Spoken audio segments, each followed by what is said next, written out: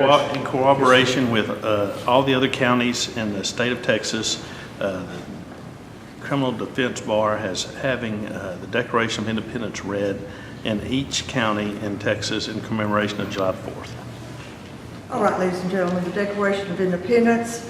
When in the course of human events it becomes necessary for one person to dissolve the political bands which have connected them with another, and to assume among the powers of the earth the separate and equal stations to which the laws of nature and the nature's gods entitle them, a decent respect to the opinions of mankind requires that they should declare the causes which impel them to the separation. We hold these truths to be self-evident, that all men are created equal, that they're endowed by their Creator with certain unalienable rights, that among these are life, liberty, and the pursuit of happiness. That's to secure these rights. Governments are instituted among men, deriving their just powers from the consent of the governed. That whenever any form of government becomes destructive of these ends, it is the right of the people to alter or to abolish it, and to institute new government, laying its foundation on such principles and organizing its powers in such form as to them shall seem most likely to affect their safety and happiness. Prudence indeed will dictate that governments long established should not be changed for light and transient causes, and accordingly all experience hath shown that mankind are more disposed to suffer while evils are sufferable than the right themselves by abolishing the forms to which they are accustomed. But when a long train of abuses and usurpations pursuing invariable the same object evinces a design to reduce them under absolute despotism, it is their right, it is their duty to throw off such government and to provide new guards for their future security. Such has been the patient sufferance of these colonies, and such is now the necessity which constrains them to alter their former systems of government. The history of this present King of Great Britain is a history of repeated injuries and usurpations, all having in direct object the establishment of an absolute tyranny over these states. To prove this, let facts be submitted to a candid world. He has refused his assent to laws, the most wholesome and necessary for the public good. He has forbidden his governors to pass laws of immediate and pressing importance, unless suspended in their operation till his assent should be obtained. And when so suspended, he has utterly neglected to attend to them. He has refused to pass other laws for the accommodation of large districts of people, unless those people would relinquish the right of representation in the legislature, a right inestimable to them and formidable to tyrants only. He's called together legislative bodies at places unusual, uncomfortable, and distant from the depository of their public records, for the sole purpose of fatiguing them into compliance with his measures. He's dissolved representative houses repeatedly for opposing with manly firmness his invasions on the right of the people. He has refused for a long time, after such dissolutions, to cause others to be elected, whereby the legislative powers, incapable of annihilation, have returned to the people at large for their exercise, the state remaining in the meantime exposed to all the dangers of invasion from without and convulsions within.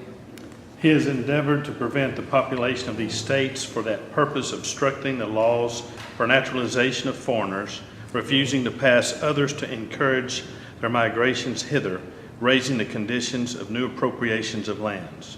He has obstructed the administration of justice by refusing his assent to laws for establishing the judiciary powers. He has made judges dependent on his will alone for the tenure of their offices and the amount and payment of their salaries. He has erected a multitude of new offices and sent hither swarms of officers to harass our people and to eat out their substance. He has kept among us in times of peace standing armies without the consent of our legislatures. He is affected to render the military independent of and superior to the civil power. He has combined with others to subject us to a jurisdiction foreign to our Constitution and unacknowledged by our laws, giving his assent to their acts of pretended legislation for quartering large bodies of armed troops among us, for protecting them by a mock trial from punishment for any murders which they should commit on the inhabitants of these states, for cutting off our trade with all parts of the world. for imposing taxes on us without our consent, for depriving us in many cases of the benefit of trial by jury, for transporting us beyond seas to be tried for pretended offenses, for abolishing the free system of English laws in a neighboring province, establishing therein an arbitrary government and enlarging its boundaries so as to render it once an example and fit instrument for introducing the same absolute rule into these colonies. For taking away our charters, abolishing our most valuable laws, and altering fundamentally the forms of our governments, for suspending our own legislatures and declaring themselves invested with power to legislate for us in all cases whatsoever. He has abdicated government here by declaring us out of his protection and waging war against us. He has plundered our seas, ravaged our coast, burnt our towns, and destroyed the lives of our people. He is at this time transporting large armies of foreign mercenaries to complete the works of death, desolation, and tyranny, already begun with the circumstances of cruelty and perfidy scarcely paralleled in the most barbarous ages, and totally unworthy of the head of a civilized nation. He's constrained our fellow citizens taken captive on the high seas to bear arms against their country, to become the executioners of their friends and brethren, or to fall themselves by their own hands. He has excited domestic insurrections amongst us and has endeavored to bring on the inhabitants of our frontiers the merciless Indian savages whose known rule of warfare is an indistinguished destruction of all ages, sexes, and conditions. In every stage of these oppressions, we have petitioned for redress in the most humble forms. Our repeated petitions have been answered only by repeated injury. A prince whose character is thus marked by every act which may define a tyrant is unfit to be the ruler of free people. Nor have we been wanting in our attentions to our British brethren. We have warned them from time to time of attempts by their legislature to extend an unwarrantable jurisdiction over us. We have reminded them of the circumstances of our immigration and settlement here. We have appealed to their native justice and magnanimity, and we have conjured them by the ties of our common kindred to disavow these usurpations, which would inevitably interrupt our connections and correspondence. They too have been deaf to the voice of justice and of consanguinity. We must therefore acquiesce in the necessity which denounces our separation and hold them, as we hold the rest of mankind, enemies in war, in peace, friends. And gentlemen, will you join me in the last paragraph?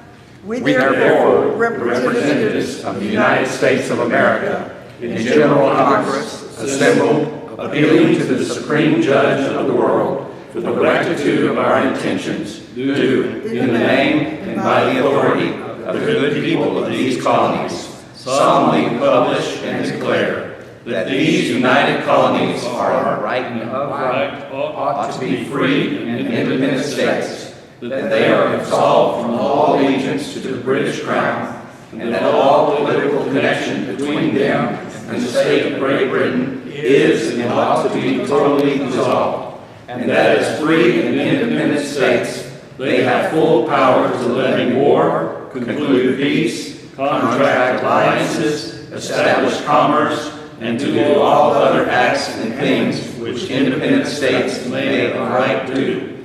And for the support of this declaration, with a firm reliance on the protection of divine providence, we mutually pledge to each other our lives, our fortunes, and our sacred honor.